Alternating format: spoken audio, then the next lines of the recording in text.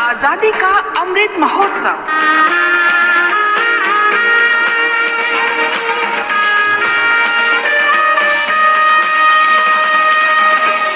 आजादी का सफर आकाशवाणी के साथ। 11 नवंबर 1888 में मक्का में जन्मे अबुल कलाम आजाद ने अपने पिता और अन्य शिक्षकों से कलकत्ता में घर पर पारंपरिक इस्लामी शिक्षा प्राप्त की। वे अरबी, अंग्रेजी, उर्दू, हिंदी, फारसी और बंगाली जैसी कई भाषाओं के अच्छे जानकार और एक विख्यात विद्वान तथा कवि थे। उन्होंने धर्म और जीवन के संकीर्ण दृष्टिकोण से अपनी मानसिक मुक्ति के संकेत के रूप में उपनाम आजाद को अपनाया। मौलाना अबुल कलाम आजाद कम आयु से ही पत्रकारिता और राजनीति में सक्रिय हो गए थे। वे बंगाल के दो प्रमुख क्रांतिकारियों अरबिंदो घोष और श्री श्याम सुंदर चक्रवर्ती से प्रेरित होकर ब्रिटिश शासन के खिलाफ क्रांतिकारी आंदोलन में शामिल हो गए। 2 वर्षों के भीतर मौलाना अबुल कलाम आजाद ने पूरे उत्तर भारत और बॉम्बे में गुप्त क्रांतिकारी केंद्र स्थापित करने में मदद की। 1912 में मौलाना आजाद ने उर्दू में अल हिलाल नाम से एक साप्ताहिक पत्रिका की शुरुआत की। सरकार ने 1914 में अल हिलाल पर प्रतिबंध लगा दिया।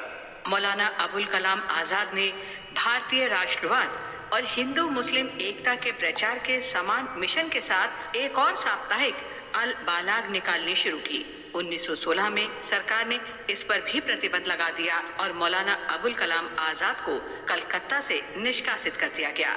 खिलाफत आंदोलन के दौरान मौलाना आजाद महात्मा गांधी से मिले। उनके आदर्शों से प्रभावित होकर वो 1920 में कांग्रेस में शामिल हो गए।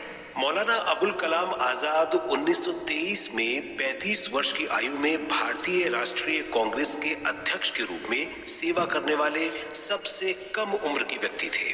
उन्हें 1920 और 1945 के बीच अलग अलग आरोपों में कई बार जेल भेजा गया, जिसमें सविनय अवज्ञा आंदोलन और भारत छोड़ो आंदोलन में भागीदारी भी शामिल था। उन्होंने एक ऐसे भारत की परिकल्पना की थी जो विभाजन का कड़ा विरोध करते हुए हिंदू और मुस्लिम दोनों को गले लगाए। कल तक जब तक कि आजादी हमारे हाथ में न थी, आपके मुल्क का क्या हाल था? वो अपनी किस्मत का मालिक नहीं था, उसकी किस्मत दूसरों के हाथों में। आपका अमन भी आपके कब्जे में न था, आपकी बेअमनी भी आपके कब्जे में न थी। जब कभी मुल्क में बदअमनी होती थी तो आप अपने तरफ नहीं देखते थे, उनके तरफ देखते। जब आपको कोई तकलीफ और परेशानी होती थी, आप उनके आगे मजबूर होते थे कि अपना हाथ बढ़ाएं। लेकिन आज वो नहीं, आज अपनी किस्मत के आप खुद मालिक हैं।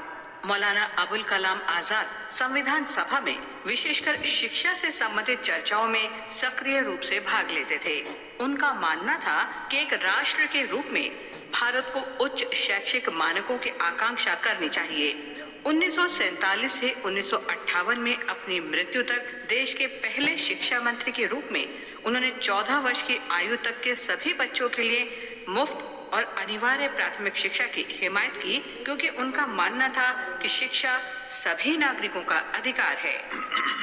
अबुल कलाम आजाद ने अशिक्षित वयस्कों की शिक्षा के लिए वयस्क शिक्षा बोर्ड की स्थापना की। उन्होंने विश्वविद्यालय अनुदान आयोग और भारतीय विज्ञान संस्थान तथा IIT जैसे अन्य शिक्षण संस्थानों की स्थापना में भी महत्वपूर्ण भूमिका निभाई। मौलाना अबुल कलाम आजाद ने 22 फरवरी 1958 को अंतिम सांस ली।